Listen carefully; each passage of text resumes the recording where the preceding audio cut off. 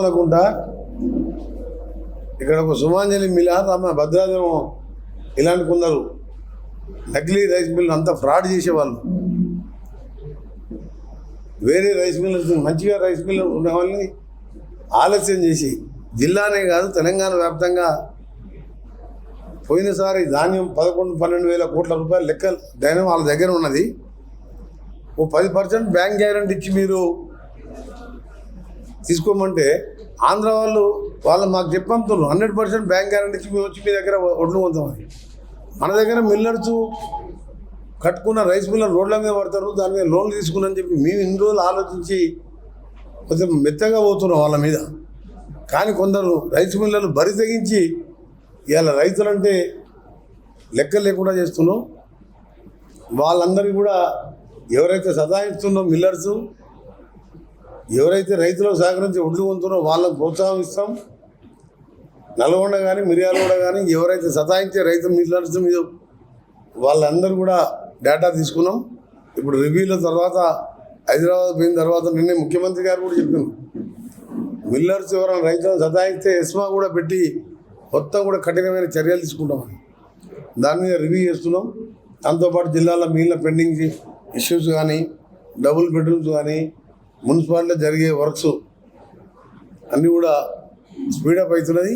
ఈ ఐకేపీ ధాన్యం చేయబట్టి నేను వస్తే ఎక్కువ ఏంటంటే మనం వేరే కార్యక్రమాలు చేస్తే దీని మీద డైవర్ట్ అవుతుంది.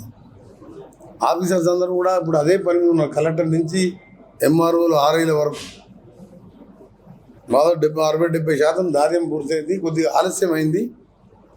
దానికి రైతులు కూడా అక్కడక్కడ మిల్లర్లు చేయబట్టి కొందరు మిల్లర్లు చేయబట్టి ఇబ్బంది పడ్డారు. మిల్లర్లు చేసిన పనికి ఇవాళ ప్రభుత్వంలో ఉన్న మేము మంత్రిగా నేను కూడా చింతిస్తున్నాను. రైతులందరికీ కూడా మాటిస్తున్నాం. ఒక వారం రోజుల్లోనే మొత్తం జిల్లాలో, నల్గొండ జిల్లానే కాదు తెలంగాణ రాష్ట్రంలో మొత్తం ధాన్యం కొనుగోలు చేయడం జరుగుతుంది. సాగర్ ఏరియాలో ఇప్పుడిప్పుడే కోతలు ప్రారంభమైనాయి. అక్కడ కూడా మధ్యాహ్నం మిర్యాలు కూడా వెళ్ళి అక్కడ కూడా మిల్లర్స్తోని ఆఫీసర్స్తో రివ్యూ చేయడం జరుగుతుంది.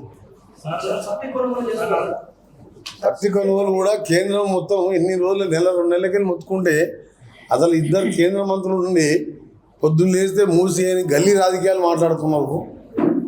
కేంద్ర క్యాబినెట్ మినిస్టర్ ఏకంగా కిషన్ రెడ్డి గారు అంత పెద్ద పోర్ట్ఫోలియో ఉన్నాడు. 8 మంది ఎంపీలు ఉండి అసలు పత్తి గురించే మాట్లాడతలేరు. ఎంతసేపు మూసి క్లీనింగ్ చేస్తే పోయి దాన్ని అడ్డుకుంటాం అని కిషన్ రెడ్డి గారు, బండి సంజయ్ గారు ఆయనతో మాట్లాడతారు. అరే కేంద్ర మంత్రులు, కేంద్రంలో ప్రభుత్వం ఉన్నది, 8 మంది ఎంపీలు గెలిపించిండ్రు. సరే టీఆర్ఎస్ సపోర్ట్ తీసుకున్నా అట్లా తీసుకున్నా 8 మంది ఎంపీలు గెలిచిండ్రు. పత్తి గురించి మాట్లాడరు. కనీసం మద్దతు ధర తేమ శాతం 17 కంటే ఎక్కువ తీసుకోవాలి, 30 ఉన్నా తీసుకోవాలి, అకాల వర్షాలు పడ్డాయని చెప్పి దాని మీద మాట్లాడరు. కేంద్రంలో ప్రభుత్వం ఉన్నప్పుడు కొన్ని చర్యలు తీసుకోవాలి వాళ్ళు. కానీ ఎంతసేపు టీఆర్ఎస్ బీజేపీ గెలిచి ఎక్కడ కాంగ్రెస్ పార్టీ దొరుకుతుందా? అక్కడ ప్రజాపాయ సేకరణ తర్వాత రైతులు వద్దంటే అక్కడ ఫ్యాక్టరీ పెట్టరు. దాన్ని కలెక్టర్ మీద అటాక్ చేస్తారా? నీ ఎక్కడ చూస్తలేదు. విచిత్రం ఫస్ట్ టైం చూస్తున్నాం. ఎంత బరితెగి ఫ్రస్ట్రేషన్ ఉందంటే అధికారం పోయి ఒకవైపు కేసులు మీద పడుతుంటే ఇక లాభం లేదని చెప్పి దౌర్జన్యాలకు దిగే స్థాయికి వచ్చింది అని చట్టం తన పని తాను చేస్తుంది.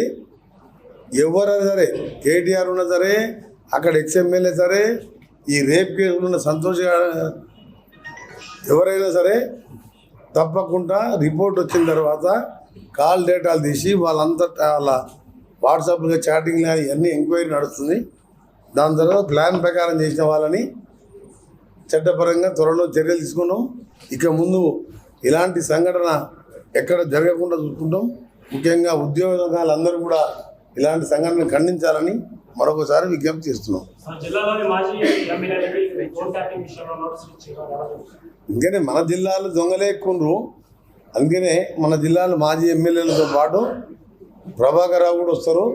ఆ ట్యాపింగ్ వస్తే మొత్తం ఇక ఆ పార్టీలు దాదాపు 70% మంది జైల్లోనే ఉంటారు. ఆ ఫ్రస్ట్రేషను, F1 ఫార్ములా స్కాము, ఓట్ల స్కాములు ఇవన్నీ ఉన్నాయి. ఒకటి కాదు, రెండు కాదు, ధరణి స్కామ్ ఈ 29కి అయిపోతుంది. ఎన్ఐసి కంట్రోల్ పోతుంది. అప్పుడు ఈ ధరణిలో ఇప్పుడు అమయ్ కుమార్ ఎమ్మడి ఎవరెవరు ఎంతమంది పోతారో తెలియదు ఐఏఎస్ ఆఫీసర్లు. అసలు ఈ దాని గురించే 70,000 ఎకరాల మల్లన్న సాగర్ పనికిరాని ప్రాజెక్ట్ అది. అన్ని ఎకరాలు తీసుకోవడానికి ఒక్క ఘర్షణ లేకుండా చేసినాం. పోలీసు వాళ్ళే ఉల్టా రైతులను కొట్టింది తప్ప ఖమ్మంలో మిర్చి ధర కంటే మహిళల్ని కొట్టిండ్రు, మహిళలకు బేడీలు వేసిండ్రు. ఇక్కడ ఉల్టా రౌడీలను పెంచి పోషించి కలెక్టర్లను కొట్టిస్తుందంటే అదొక పార్టీని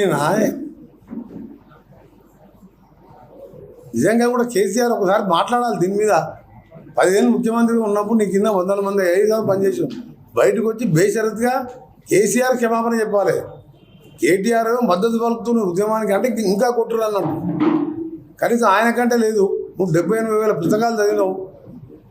ప్రజాస్వామ్యంలో ఐఏఎస్ అంటే ఏంది, ఐఏఎస్ పాత్ర ఏంది, వాళ్ళు ఎంత కష్టపడితే ఐఏఎస్ ఇవాళ సెలెక్ట్ అయ్యి ప్రజలకు సేవ చేయడానికి గ్రామాలలో రాత్రి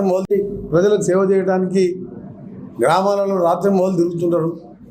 ఇలాంటి దాన్ని కూడా కేసీఆర్ ఖండించలేదంటే అసలు మానవత్వం మంట కలిసిపోయింది అన్నట్టు. ఇప్పుడు నిజంగా ఆఫీసరు అంత ధైర్యంగా పోలీస్ బందోబస్తు అవసరం లేదు, నేను రైతులను మాట్లాడతా, రైతులు నన్ను రమ్మన్నారని చెప్పి వీడు ఎవడైతే రౌడీ షీటర్ తీసుకుపోయిండో పోలీసులు లేకుండా పోయిండు ఆయన.